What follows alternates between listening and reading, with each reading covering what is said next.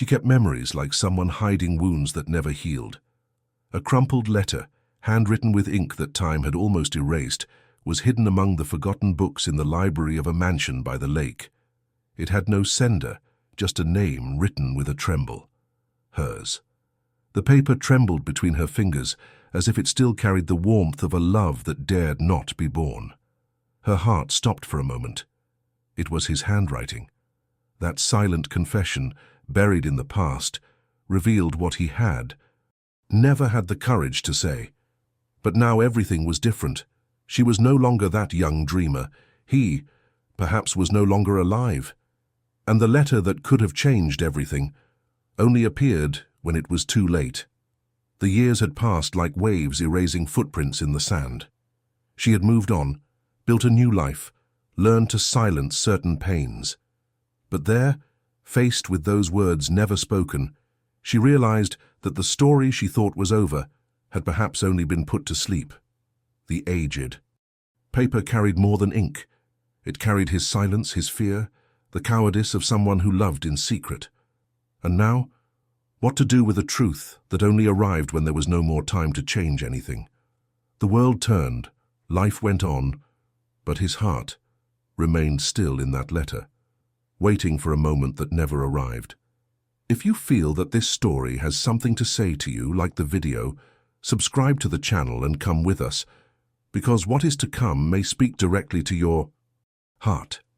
The morning light streamed through the tall windows of the Everett Mansion's old library, with the gentleness of a forgotten memory. There was something melancholy about the golden dust that danced in the air, as if each particle carried a secret from the past. Emma walked carefully through the silent hallways, running her fingers along the spines of the books, taking in the slumbering scent of old paper, leather, and longing. She had taken the temporary job of cataloguing the Everett family's donation by pure chance, or so she told herself. In truth, part of her heart had always longed to return there, where her youth had been suspended in time, where the memory of a never-forgotten look still whispered in her loneliest nights. She had no idea that life would give her an answer. On the top shelf between French philosophy books and Victorian novels, there was a poorly organized pile. Emma, stretched up on her tiptoes, pulled the volumes out, and a yellowed envelope fell out. Next to them. When she picked it up, she felt a shiver. There was no sender, only her name, written in shaky handwriting. She opened it. Her heart raced. It was his handwriting. David. Each line of the letter was a contained confession, a love declared in silence, a longing never shared. He wrote about afternoons when he would watch her from the balcony, about conversations interrupted by shyness, about the night when he almost stopped her from leaving, but hid out of cowardice. Emma sat on the floor among piles of books and boxes, holding the letter as if she held the past in her hands. Silent tears streamed down her face.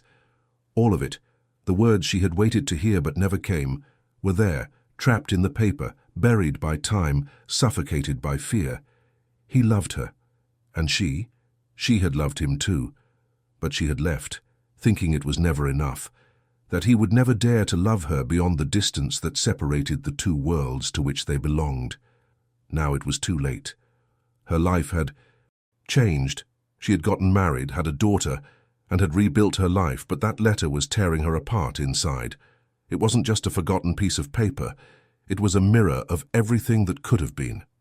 Emma stood up with the letter in her hands, her eyes brimming with tears, and looked up at the top of the bookshelves. For the first time in years, he felt like he might need to go back deeper, not just to the library, but to the truth she herself had left behind. The first time Emma saw David, the world seemed to go silent around her.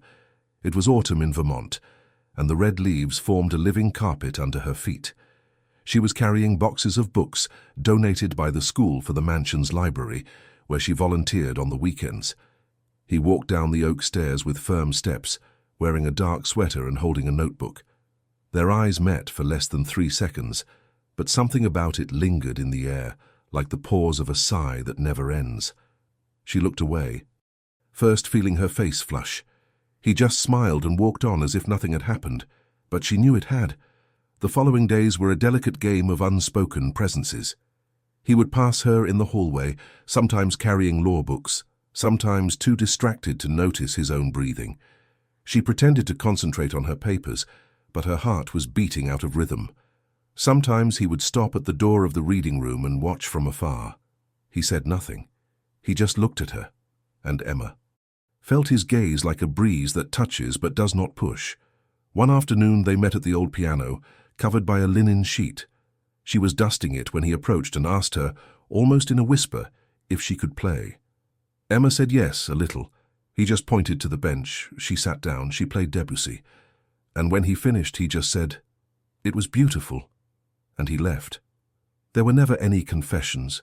There were never any promises. But the gestures, the silences, the looks said more than any words. Emma knew there was something, but he never crossed the distance. It was as if an invisible wall separated them. The mansion, his studies at Yale, the name Everett, and she, just a scholarship student with a talent for books and hands calloused from so much work. One afternoon, she arrived early and saw him on the porch with his parents. They were arguing. His mother was gesturing impatiently, and his father, sitting with a stern expression, was saying something she couldn't hear. David looked at Emma, who was watching from a distance, and for a moment he wanted to go to her. He took 2 steps, but then backed away. He went back into the house without saying anything. At that moment, Emma understood that he would never come, that it wasn't just cowardice, it was imprisonment. When the internship ended, she didn't say goodbye, she just left. She thought that if it had meant anything, he would have followed her, but he didn't, and she learned to bury that feeling under layers of silence. But now, with the letter in hand, I understood that there was another side to the story, that maybe he had written that letter right after he left, that maybe he regretted it, that maybe he cried, but he never sent it, and that made all the difference. The walls of the Everett mansion had always seemed too cold for a young heart like David's. He had grown up among marble columns, silent dinners, and unbreakable expectations. From an early age I knew I could never be just a boy in love. I was the heir, the family name came before any emotion. His father had often said that men of the Everett line did not allow themselves distractions, and love, he said, was the greatest of all. So when David realized what he felt for Emma, his first reaction was to try to deny it, then to hide it, then to write it down. He began to put everything on paper, not like someone who writes to be read, but like someone who bleeds to survive. He told in his letters what he couldn't say, looking into her eyes, that the sound of her voice echoed after she left, that her fingers on the shelves seemed to dance with the books, that he dreamed of the absurd possibility of a future where he wouldn't have to choose between love and the family legacy. But each line ended with a full stop made of fear. The fear of losing his parents' acceptance, the fear of hurting his mother's pride, the fear of being ostracized as a weak person for loving a girl with no last name. He had once tried to show her to a distant cousin just as a friend during a quick visit to the mansion. The comment he heard later still burned in his memory. "Beautiful, but she doesn't belong here." And he kept quiet. He kept silent out of pride, but also out of shame. Not of Emma, never of her, but of himself, for being small in the face of the courage he saw in her. Emma, even without knowing it, had always had the boldness he envied, the ability to not hide the light she carried. The family treated the involvement as a risk to their reputation, and even if no one officially knew anything, the rumors were enough. His mother noticed the frequency of the glances. His father noticed the thicker silence on the days when Emma worked. The pressure intensified. His father threatened to cut off his allowance if David didn't focus on getting into Harvard. His mother made it clear that emotional scandals would be unacceptable. So he began to avoid even crossing paths with Emma, trying to convince himself that it was the best thing for her, that sparing her from that cruel world was an act of love. But what was love, after all, if there was no courage to sustain it? David wrote. Letters that he hid in the locked drawer, drafts that he burned in the fireplace, words that never left his throat. Every silence before her was another stab in himself. And when he learned that Emma was gone, he felt as if a part of him had been ripped away. He tried to write again, this time to deliver it. But He didn't know how. And when he finally left the letter on the book she loved so much, he was afraid of looking pathetic. He picked everything up. Except one. One that fell. One that stayed there. Forgotten. And that was the one she found years later. The train was leaving slowly on that rainy morning, and Emma kept her face turned towards the window, pretending to watch the blurry landscape that was saying goodbye. Inside, everything was dry pain. There were no goodbyes, no promises, or even a last look. David wasn't there. He hadn't written, he hadn't called, he hadn't shown up, and no matter how much she tried to convince herself that she had made the right choice, that she needed to follow her own path away from that world that would never include her, a part of her screamed inside. She waited until the last second to hear someone running down the platform calling her name, but all she heard was the cold sound of the train sliding along the tracks. Emma headed to Boston, where she got a partial scholarship to a small university. She worked in coffee shops at night, cleaned lecture halls, and studied hard. Every day was a battle.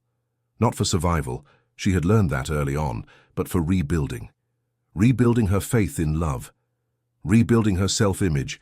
Rebuilding her heart that bore invisible cracks. Because deep down, it wasn't just David's absence that hurt. It was the cruel realization that she hadn't been enough to make him choose. Years passed. Emma graduated with honors, wrote respected articles on literature, married a classmate and had a daughter. Life continued along a straight line without any major setbacks. There were moments of happiness, yes, but there was always a cloud in her eyes. Her husband said she was absent-minded, too dreamy, as if a part of her lived in another time. And perhaps she did. She rarely talked about Vermont. She never mentioned the Everett mansion. When her daughter asked about her youth, Emma would summarize in short sentences, always quickly changing the subject. She kept everything inside like someone protecting a secret that still hurts. Until, by a twist of fate, or a silent desire to close cycles, a librarian friend from her hometown contacted her.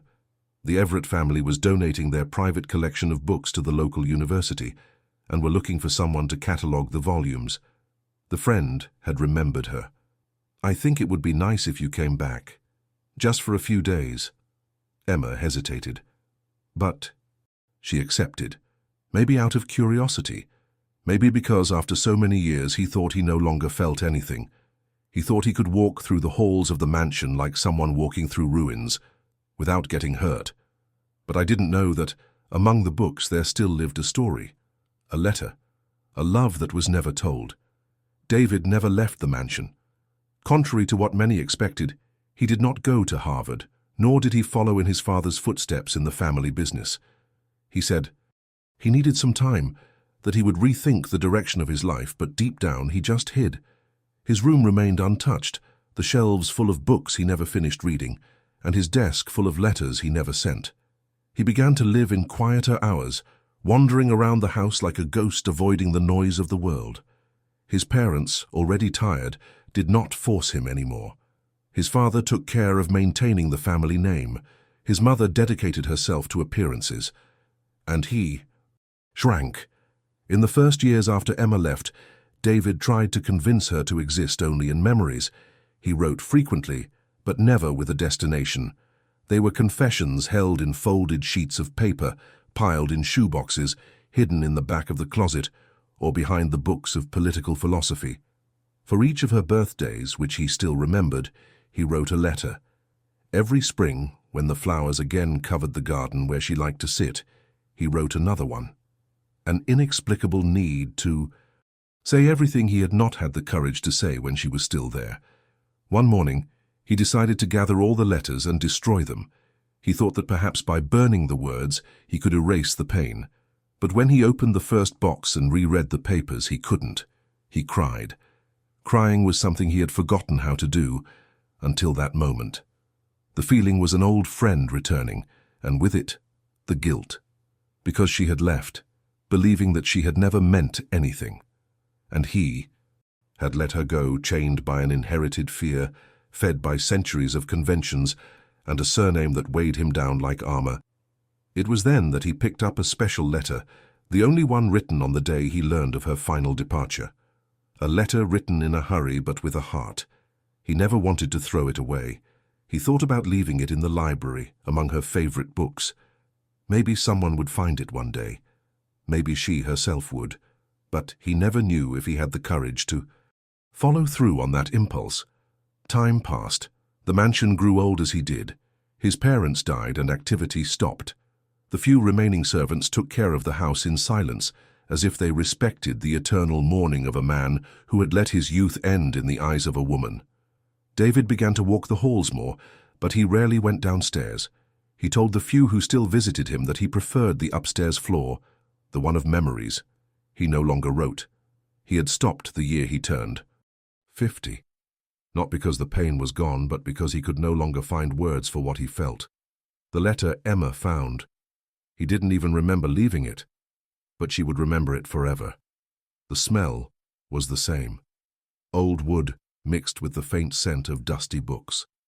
As Emma stepped through the gates of the Everett mansion again, she felt the past rise like a thick fog around her. The steps creaked as if they still remembered her young footsteps, and the hallways seemed to hold echoes of the hushed conversations she and David had never had. There was no more luxury, no more grand receptions, just a house too big for so much silence. The new library director welcomed her warmly, explaining that the books were being packed up little by little and that she could go wherever she wanted. Emma smiled discreetly, trying to pretend that this place was just one of many. But inside, every inch of the house pulsed with memory. When she went up to the old private library floor, she hesitated at the door. She took a deep breath. She opened it. The room was different, but not unrecognizable. Some of the bookshelves had been dismantled, boxes marked with dates filled the corners, and dust had accumulated where there had been shine. But there, right in the center of the room, a stack of books awaited her. She knelt down, adjusted her glasses, and began to work. It was a perfect distraction, until a page slipped out from between the volumes. The pale envelope slid slowly to a stop in front. Of her knees, she hardly noticed it at first, but something in the handwriting caught her eye. It was her name, Emma. That was it. No last name, no date. Just the name he used to call her in a low voice. Her heart sank. Her hands shook. When she opened it, she felt the air in the room change. The shaky handwriting, almost suffocated between the lines, was unmistakable. David. He had written that. Each sentence seemed to come from a time that would never return. He said he was sorry, that his absence from the station was the biggest act of cowardice in his life, that he couldn't bear the idea of having let her leave without a fight, that her eyes still visited him in his dreams, and that if she ever found that letter, it would be because fate wanted her to know. He had loved her, yes. From the very first moment. Emma read it more than once. The world around her seemed to no longer exist. Time froze. That was all she had ever wanted to hear, and never had.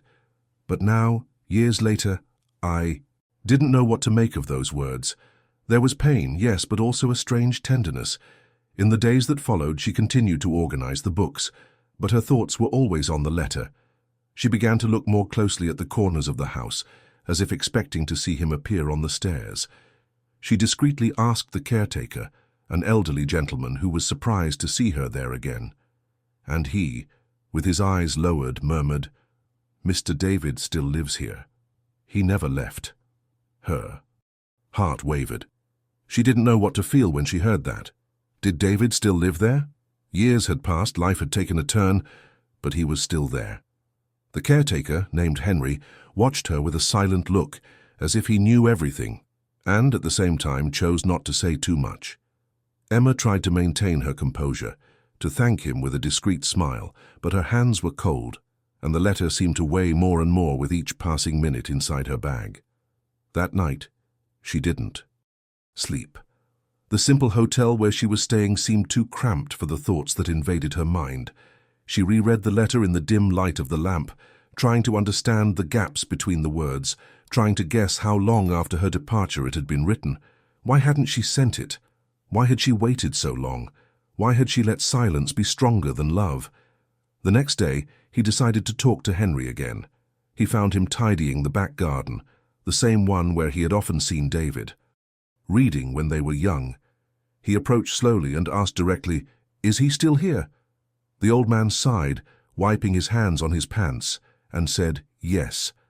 That Mr. Everett lived on the second floor of the house, but rarely went out. That since his parents died, he had become even more isolated. He received few visitors. He read a lot. He walked the halls at night. Emma asked if she could see him. Henry hesitated, then smiled sadly. "I don't know if he'll answer, but I can let him know you're here." Then he added, "Maybe he's been waiting a lot longer than you realize." She waited, in the library sitting among boxes, while time passed as if preparing something, but the answer didn't come that day, or the next. David didn't come down. He didn't send a message. And yet she felt his presence on every step of the stairs in every corner of the house. It was as if he was watching, but from afar, as if he feared reality.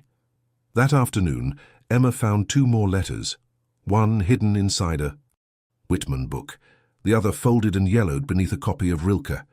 Both were about her.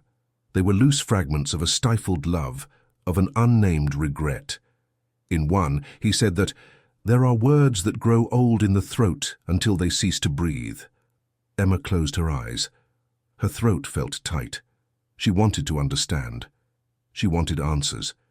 But most of all, she wanted to know if there was still something left to say, because the past didn't seem so far away anymore. Emma began to walk through the house with more intention. She was no longer just the librarian organizing old books. She was the woman searching for signs of a time she had never lived, of a love that had been suspended between fear and hope.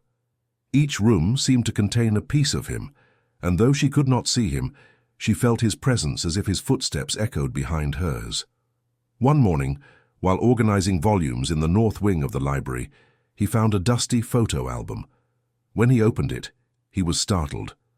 The first image was of her, laughing with a book on her lap, sitting in the garden on a late spring afternoon. The photograph had been taken from a distance, almost hidden among the bushes. He continued turning the pages. There were more, several. Some showed only her hands handling books.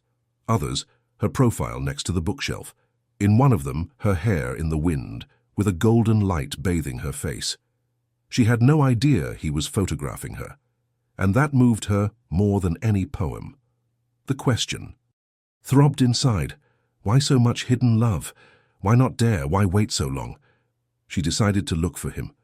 She slowly climbed the stairs that led to the old rooms. She knocked on the front door of his old room. Nothing. She called softly.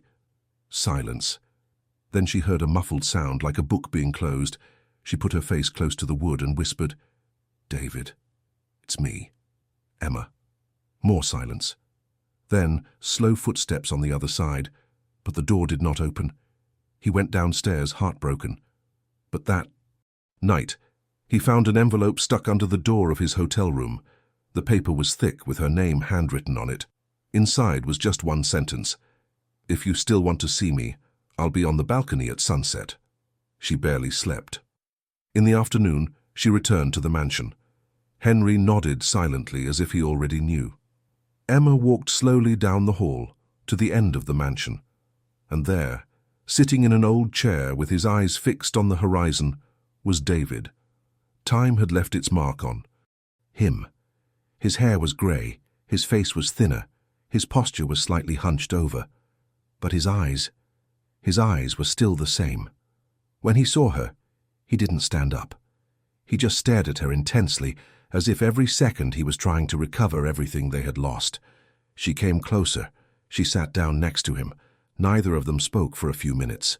Only the wind whispered through the trees, until he said, his voice low and choked, "I've waited for this moment every day, but I never thought I'd deserve it." Emma wanted to cry, but she held it back. She held his hand. There was no more anger. There were no more questions. Only the strange peace of knowing that, even if it was late, the truth always found a way to come out. In the days that followed that silent reunion, Emma began to visit the mansion without the professional rigidity of before. She was no longer just the librarian. She was someone who wanted to listen, even if it was late, even if it hurt. David, little by little, began to allow himself to speak. Not too much, not too quickly, but enough for her to understand that behind that reclusive man, there was a young man who never stopped loving with the intensity of someone who never knew how to say it out loud. They walked through the garden on the mornings when the sun was weak, chatting while sitting on the porch or among the shelves that still provided shade for them. It was during one of these walks that Emma came across the old gardener who had always looked after the property. A man with a slow voice and tired eyes, he looked at her as if he had found a book he thought was lost. "You're the girl with the books, aren't you?" he said with a hint of tenderness. She smiled. "I am." The gardener's name was Frank. When he heard that she had found David again, he was silent for a few seconds, then took off his cap and clasped it between his hands. "He was waiting, you know," he murmured. "After you left, he didn't talk to anyone. He spent hours in his room writing or standing on that porch, as if he were waiting for time to run backwards." Emma swallowed hard. Frank continued.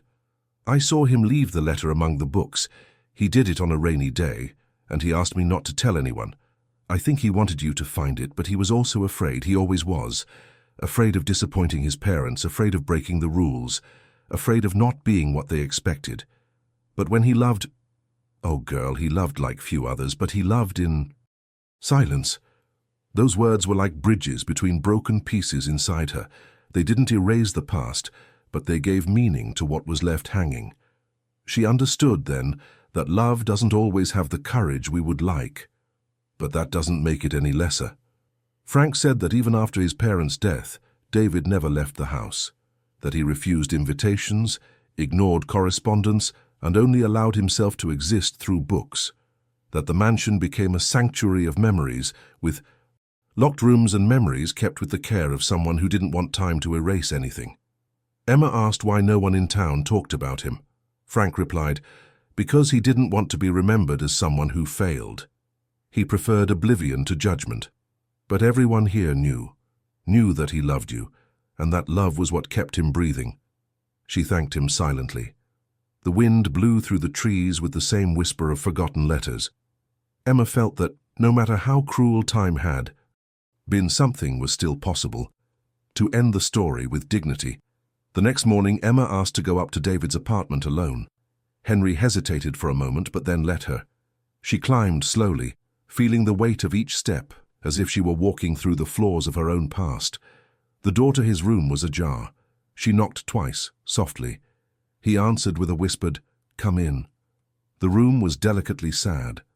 White curtains let in soft light. Books were piled high in every corner. Notebooks open, loose sheets of paper, and a chair positioned near the window that overlooked the garden. Emma looked at him. Sitting on the bed, a blanket draped over his shoulders, David looked more fragile than he had in the days before. "You wrote a lot of letters," she said, smiling sweetly.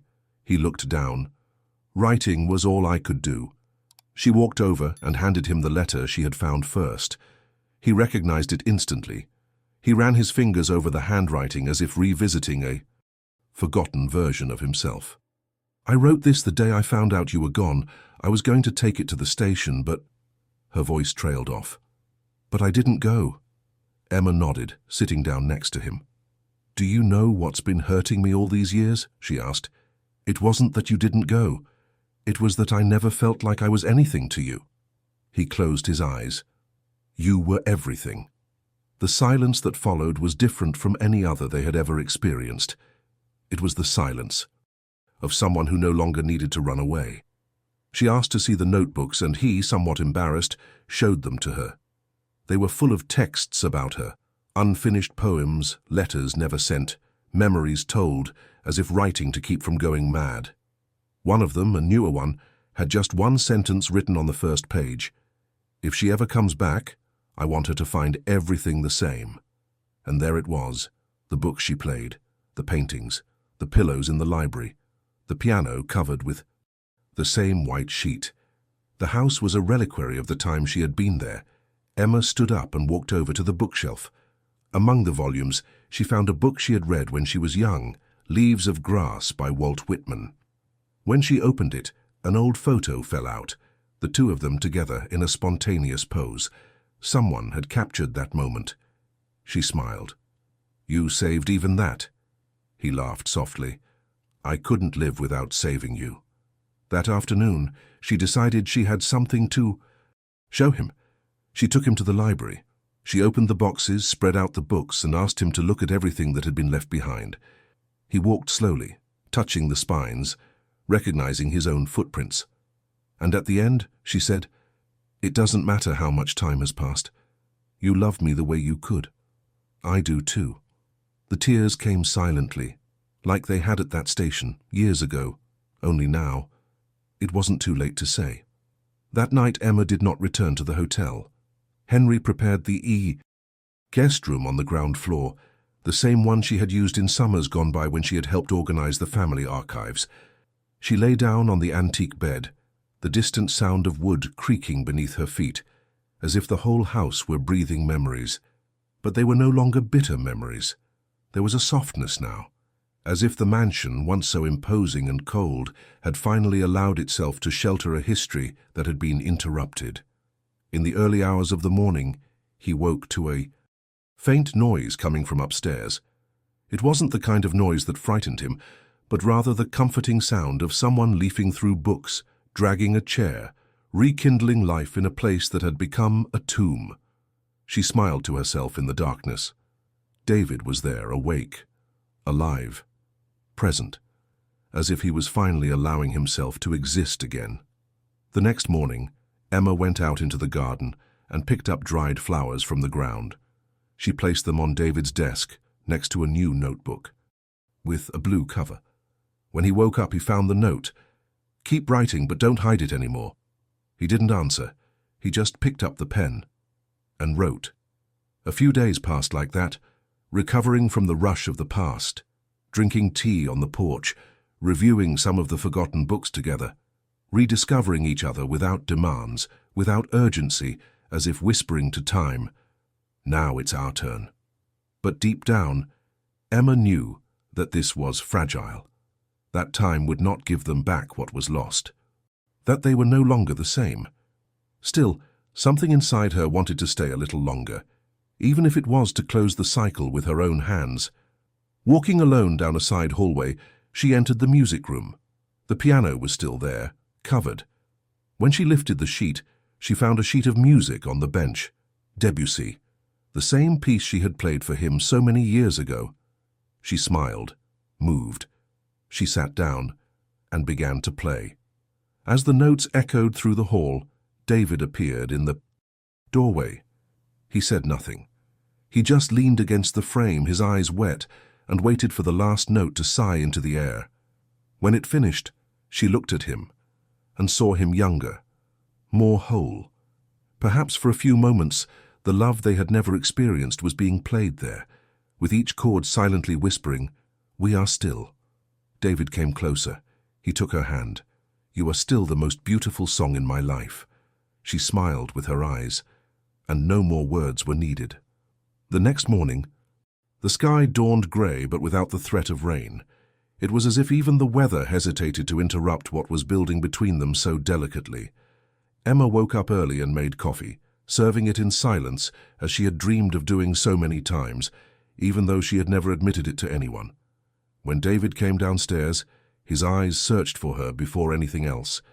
It was the reflection of an old longing that now finally knew where to rest. That day, they strolled around the estate. David showed her the places where he used to sit and write, the paths he walked alone when the world seemed too far away. Emma listened tenderly, absorbing each confession like someone collecting rare seashells before the tide comes in.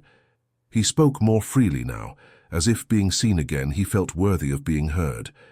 On one of these paths, they stopped in front of an old tree. He told her that one night, years ago, he had carved her initials into the trunk with a pocket knife.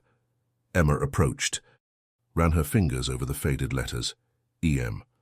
Below, an incomplete line, as if he had never had the courage to carve his own name. She looked at him, and he smiled unapologetically. "I never finished it because I didn't think I had the right to." She then took a ballpoint pen from her pocket and scribbled on the trunk, next to the initials, D.E. A small, almost childish gesture, but one that sealed what time had failed to erase. He laughed, touching the letters reverently. Now it is. Complete. Late in the afternoon, they sat on the porch again, just as they had on their first reunion. Emma read to him aloud from old books as he watched the sky turn pink. At one point, he held her hand tightly and said, "Do you know what hurts me the most? That perhaps I have lived my whole life waiting for a moment that I only had the courage to live when it was too late." Emma replied softly, "But we are living now, and that is sacred too." That night, when she said goodbye to return to the hotel and prepare for her final departure, he accompanied her to the gate. They were silent. When she hugged him, she felt his body tremble, not from the cold, but from pent-up emotion. It was a wordless goodbye, or perhaps a silent promise that what had been between them, even if it had not been lived as they had dreamed, would never be forgotten. On the way back, Emma cried, not from pain, but from a rare kind of longing, the kind that only exists when you are fully aware that something was true, even if it was incomplete. A few months had passed since that last night in the mansion. Emma had returned to her city, to her routine, to her daughter, and to the world she had built with effort. Nothing there had changed, but she had. She carried in her chest a kind of silence that did not hurt, but embraced, like someone walking with a beautiful secret kept deep in their soul. Life went on at its own discreet pace. She went back to work at the local library, organized cultural events, gave private literature lessons, and every now and then when she opened an old book, her fingers would hesitate over the page, as if expecting to find a hidden letter. But they didn't, because the only letter that really mattered was now in her heart. Sometimes he wrote to David, not letters to send, just venting. He wrote about rainy days, about the poems he read, about the sound of the piano playing at dusk. He didn't expect a reply. He wrote as if he were talking to absence, until a brown envelope arrived at his door. No sender, just his name written in the same handwriting as before. When he opened it, he found a letter, but this time it wasn't a confession. It was a symbolic testament. David wrote, "Emma, this is the last time I write to you, because now I no longer need to hide what I feel. You gave meaning back to my final days even without knowing it. When you left, years ago, what was left in me was not pain. It was silence. A silence so dense that I learned to live within it. But your return taught me that there are ways of loving that do not need time to exist, only truth. Today, I leave with you not only my letters, but also my library, my notebooks, and this piece of history that we may never have actually lived. But that did exist in the most sincere place in our hearts. If you still find beauty in words, share them. If you still believe in reunions, talk about them. And if one day you miss someone, just read the books. They will know how to answer." "You." Emma read it with trembling hands. She knew then and there that he was gone. She didn't need confirmation. It was as if a colder breeze had blown that morning. An absence that didn't hurt. It just hovered, soft. She returned to the mansion a few weeks later. Henry was waiting for her at the gate, an envelope in his hands. Inside was a document. David had left her the entire library wing, and what's more, a sealed letter addressed to Emma's daughter titled, "For When You Know What Love Is." He entered the house one last time. The piano was still there. The white sheet covered it, but now it seemed to hide nothing, only preserve. He sat down. He played. The notes echoed through the halls like a farewell that required no tears. Before leaving, she placed the last letter she had written on his desk. "David, the love we had doesn't need to be remembered with pain, because even without having lived it all, we lived enough to know it was real. Now you live in the pages of books, in the silences of songs and in the space between the words we never said. And that is eternal." As he closed the door to the mansion, he looked back one last time. The evening light invaded the room gently. There was no shadow. There was no weight. Just a story that, even without a happy ending, found redemption. A love that was never lived, but never ceased to exist. If this story touched your heart, leave a like, subscribe to the channel, and write in the comments. Some loves live even without having been lived. And don't miss the next video that's already appearing on your screen. It might be just the sequel your heart needs.